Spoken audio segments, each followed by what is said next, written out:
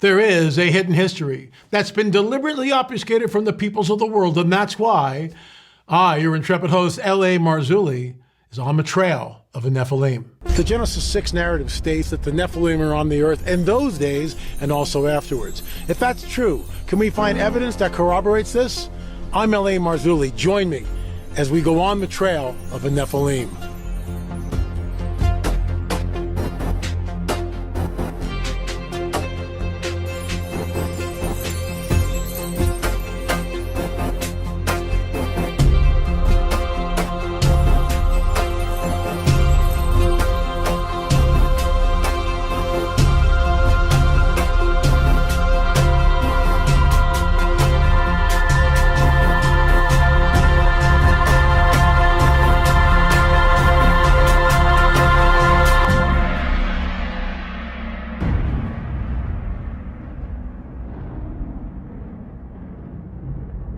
What do we have here?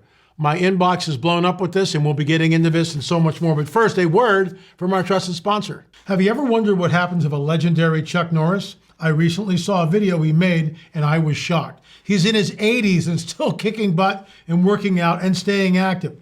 What's even more shocking is he's stronger, can work out longer, and even has plenty of energy left over for his grandkids. He did this by just making one change. He says he still feels like he's in his 50s. His wife even started doing this one thing too, and she's never felt better. She says she feels 10 years younger. Her body looks leaner, and she has energy all day. Chuck made a special video that explains everything. Make sure you watch it by going to chuckdefense.com/LA. That's chuckdefense.com/LA, or by clicking the link below this video. It will change the way you think about your health. Folks, I'm going to check this out. I'll let you know what I see, and I'm going to give it a go. Just a reminder, folks, the legendary Chuck Norris is a whopping 81 years old, and yet has more energy than I do. He discovered he could create dramatic changes to his health, simply focusing on 3 things that sabotage our body as we age. You know what, folks? I'm 73 years old. I'm going for this. I'm really going to give it a go. chuckdefense.com/LA. chuckdefense.com/LA. Thanks for tuning in here. And this has been making the rounds on the net. And the problem is it AI? We don't know. Is it real? We don't know. And I'm trying to find the source of this. I will read this. This is real. I have vetted this myself. I have been to Paracas. I've been to the Ica Museum. I've been all over, not all over Peru, been in a lot of different places. I know what an elongated skull looks like. And that's why our DNA testing and our ongoing quest for DNA is so important. So this could be AI. It could be the real deal. I don't know. There are a lot of deformities.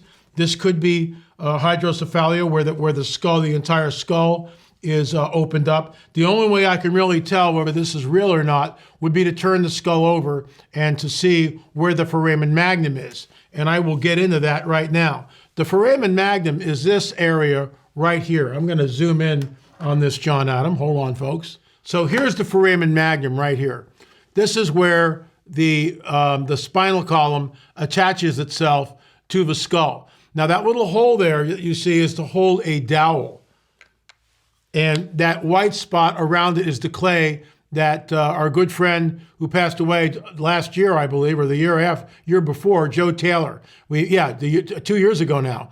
Boy, time just goes by. So the white stuff you see is from the clay, but the outer perimeter here, that is the boundaries of the foramen magnum. You will notice that the foramen magnum is pushed back to the very back of the skull. If it's any further back, it's outside the skull. See that? That foramen magnum should be here. It should be here in the center of the skull. So this is one way that we were able to ascertain that there's something genetic going on with these skulls. Also, there's a lack of a sagittal suture. So these are the sutures in front. You can see them right there on the frontal plate. Well, there should be a suture that goes from here all the way back. It's completely missing. Completely missing. So those are just a few of the anomalies in the skulls that we know which we believe this is genetic manipulation. So also right here, we've got a very large, pronounced zygomatic arch. Human beings do not have this. Okay, this is completely different. Also, see the way the orbits are close together? The eye sockets, they're also 20 to 25% larger than a normal human being. All right, look at that right there. Plus the pupillary distance where the pupils are in the orbits, in the eye sockets, are closer, which means that perhaps they had night vision. How do we know this? We had an optometrist. So I just love these guys who come on, YouTube channels and tell us that all these things are just cradle headboarded. Well, they're not. That's why our DNA film is so important. You'll also notice in this picture, there seems to be a suture going back from the frontal plate to the rear. So I don't know what we're looking at. Could it be AI? It certainly could be. This is the verbiage I did get with it. In 1928, Julio Teo, a Peruvian archaeologist, came across extraordinarily large, elongated skulls in a cemetery in Paracas, Peru. These skulls had a cranial capacity that far exceeded the norm for modern humans. These examples were puzzling because of their unorthodox size and structure and remain so to this day. In fact, DNA testing in 2014 perhaps only muddied the water further when a geneticist reported that they have mitochondrial DNA with mutations unknown in any human primate or animal known so far. That's my research.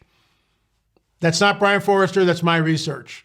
Okay, that's our research. We want to thank our donors who helped us get that. Plus our DNA film, which, it's number 6. And if you've not seen that, for $4.99, for less than a cup of coffee at Starbucks, hello, you can do a deep dive. What are you waiting for? Aren't you tired of watching 2-minute shorts? Do a deep dive. We lowered the price. Why? Because you guys need to see this stuff. If you've not seen it, go there. LAMarzulli.com, LAMarzulli.com. Look for the streaming site or streaming.lamarzulli.net. $4.99 for less than a cup of coffee. Download number 6. You can watch it, stream it on your computer, on your phone, whatever. Watch the deep dive. It is unbelievable. We did 58 samples. Out of the 58 samples that we did, about 28 of them sequenced. Out of the 28, a preponderance of them, the mitochondrial DNA coming from the maternal side of the family, showed a Middle Eastern connection. Immediately we were poo-pooed, blah, blah, blah. But no archaeologist, no university, in my opinion, that I know of, has gone down there and proved us wrong. They just don't like the results. Okay. And then further testing in labs in Canada. And the U.S. claimed they were from a haplogroup genetic population of H2A, which is found most frequently in Eastern Europe and at low frequency in Western Europe. Other elongated skulls have been located in Nazca, and it goes on from there. Basically, it's our research. And this is the way the game is played. That's our research, okay? They don't say anything about the fact that L.A. Marzulli and his team went down there, Armando Gonzalez, Chase Klotsky, my good friend and battle buddy and the producer of the films, the Watcher series, Richard Shaw. We went down there. Mondo was the one that created the paperwork necessary to get actual permission. We did this, and here's our information right here. And of course, did they ever give us credit? Of course not. Folks, contribute to what we're doing here. When you purchase a DVD for $4.99, it helps keep the lights on. It helps us stay on the trail of a NEPHILIM. We are going across the pond for 10 days filming in September. We need your support. And if you support us, guess what? We'll put you in the credits as donations. That's what The Chosen did. And if you believe in what we're doing, you know what? Sow into our ministry, folks. We're not on TV, we're on YouTube, and we're out in the field. We're just not talking stuff. We actually go out and look for these things and do real scientific study, real scientific DNA research. Anyway, that's it for today. I will be at the Prophecy Watchers Conference coming up at the end of June. I hope to see you there at prophecywatchers.com. Prophecywatchers.com. I'll be speaking 2 times. Thank you so much for watching. Please check it out. That's why we lowered the price. I know I'm harping on it. I know. LA, get off. Quit trying to sell stuff, LA. Yeah, I'm trying to sell stuff. And I'm proud of it because the amount of work and the thousands and thousands of dollars that enabled us to actually get real DNA evidence. This guy's taking our work and running with it. We're the guys that did it. We're the people that did it. We went down there. And I want to thank once again our donors who enabled us to do that. Thank you. and you know who you are. Okay, I'll get off my soapbox. Thanks so much for watching. Streaming.lamarzulli.net or lamarzulli.com. Thanks so much for watching. Remember, there is a hidden history that's been deliberately obfuscated from the peoples of the world, and that's why I am on the trail of a Nephilim. Officials endeavoring to obtain all top flying saucers. Marcel's own words, it was something that he'd never seen before, something from another world. In our opinion, Marcel was a patsy. Just verbal directions, we know what's about it. That his father was telling the truth. He did in the eye, and he said, it really happened. And he held his hand up just like this. They had 6 fingers, not 5. He said they looked quite a bit like us. Do you think your grandfather was a patsy? 100%. A cover-up by the U.S. military. Do you believe our government has made contact with intelligent extraterrestrials? I can't discuss in public setting. Do we have the bodies of the pilots? Biologics came to some of these recoveries. He deliberately obfuscated and they lied to the American people. When the Pentagon decided to lie about what happened at Roswell. Because standing 6 feet away, this little being about 3.5 foot tall. She said the nurses who were there during the crash, they're now at a convent. The first book that Randall wrote, and he said to Jess, he said, that's not fiction. But for everybody, I mean, this is a human thing. It's a worldwide changing, be life-changing for everyone. Was certainly not a weather balloon and not something from this earth.